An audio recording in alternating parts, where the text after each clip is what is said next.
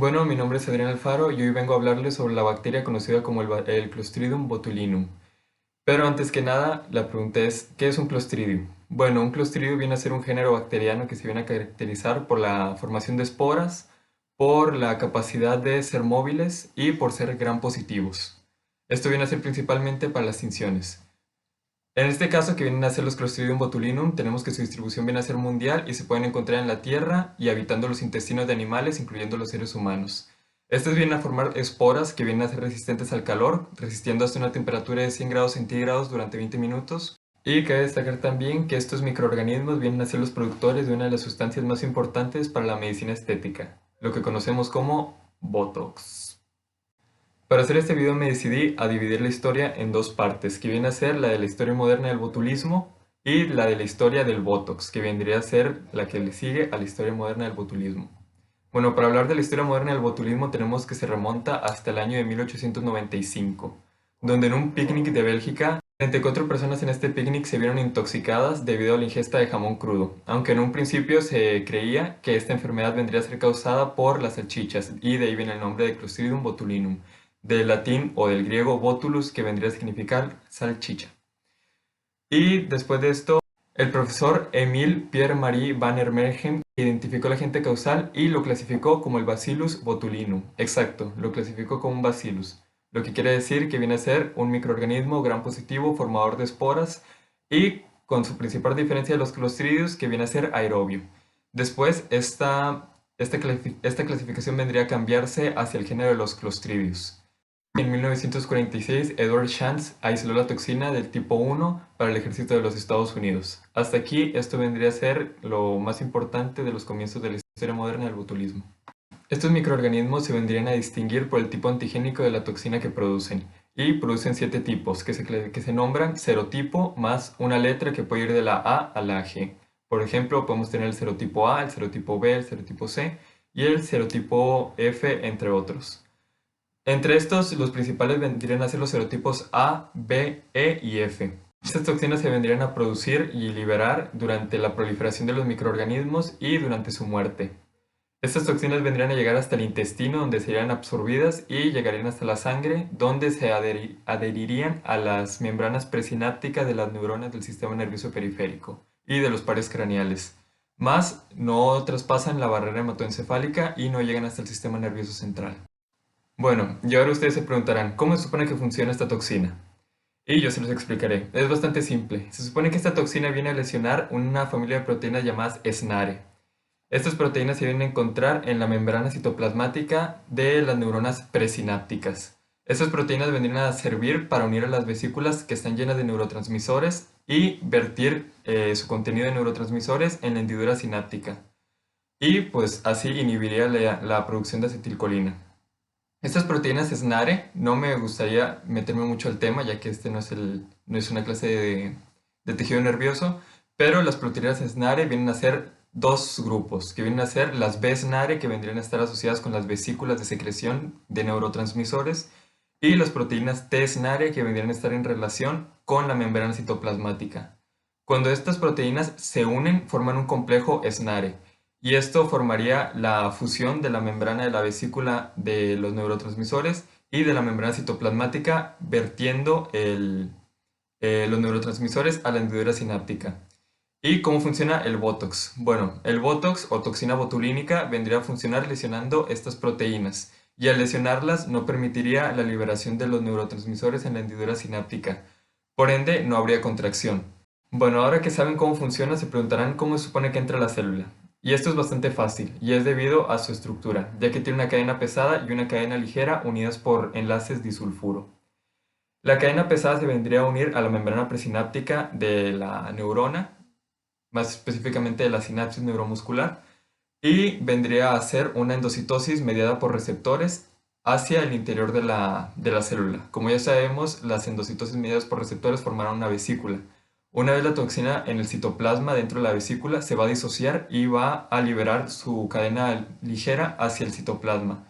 Esta cadena ligera va a ser la que va a afectar a los complejos SNARE, y pues cabe destacar también que que diferentes toxinas vienen a actuar en diferentes tipos de proteínas de SNARE. Por ejemplo, pues podríamos decir que una puede afectar los B-SNARE, otros los T-SNARE, etc.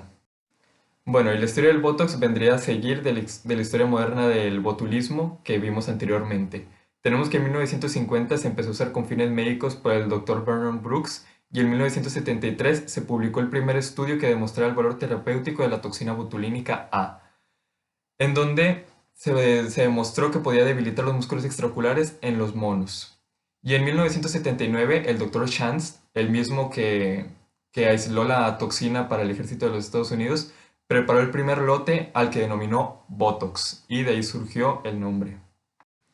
Bueno, y en el caso del Botox vendría a actuar, como ya dije, en la proteólisis o lesión de estas proteínas SNARE y vendría a impedir la liberación de los neurotransmisores en la unión neuromuscular y por ende no habría una contracción muscular del músculo estriado. Y bueno, en cuanto al uso es bastante simple.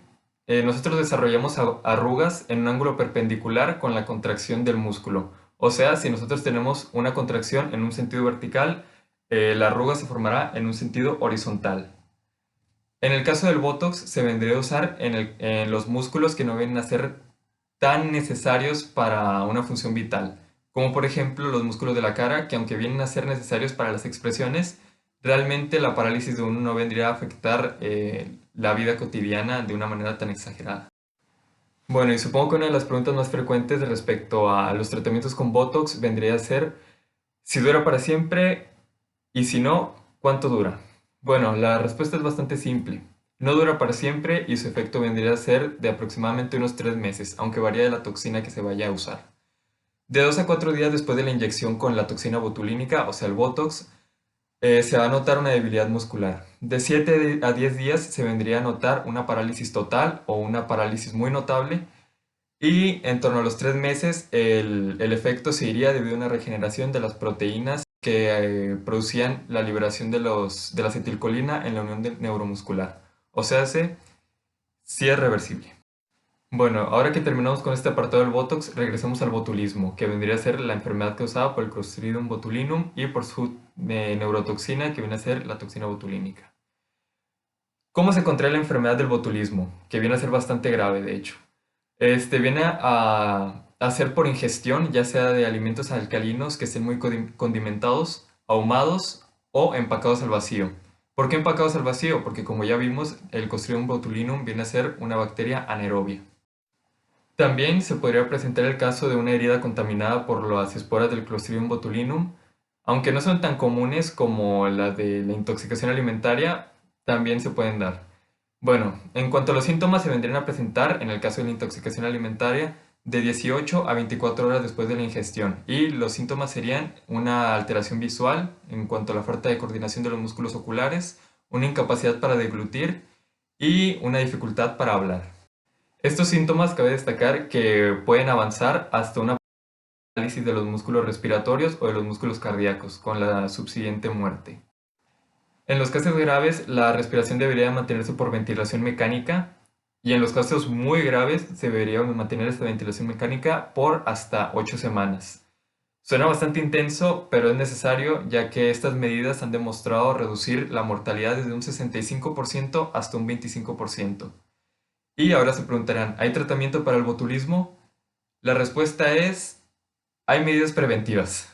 Y en cuanto a las medidas preventivas, son una antitoxina trivalente para la toxina A, B y E. Y aunque estas no vienen a revertir la parálisis, vendrían a impedir su avance.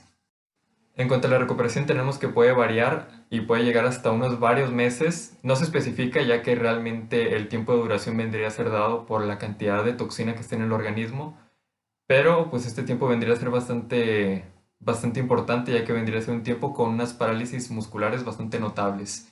Y pues como ya mencioné, se debería de mantener la ventilación mecánica. No hay una cura o algo que revierta los efectos de la parálisis, únicamente está la antitoxina, pero pues también cabe destacar que viene a ser una enfermedad poco frecuente y no tengan miedo de comer los alimentos precocinados o al vacío. Pueden tener esta seguridad de comer estos alimentos, aunque puedan llegar a ser no tan sanos, pero pueden llegar a tener esta seguridad porque las medidas para prevenir este tipo de cosas son bastante eficientes y pues realmente, como ya les dije, es bastante raro ver casos del botulismo debido a estas medidas. Si les gustó el tema o quieren aportar algo o quieren decir algo que estuvo mal, está bien, pueden dejarlo en los comentarios. Como, como youtuber, déjenlo en los comentarios, chavos. Pero bueno, si quieren que hable de otro tema o pues que lo investigue y les haga un video, pueden decírmelo. Y pues así, bye.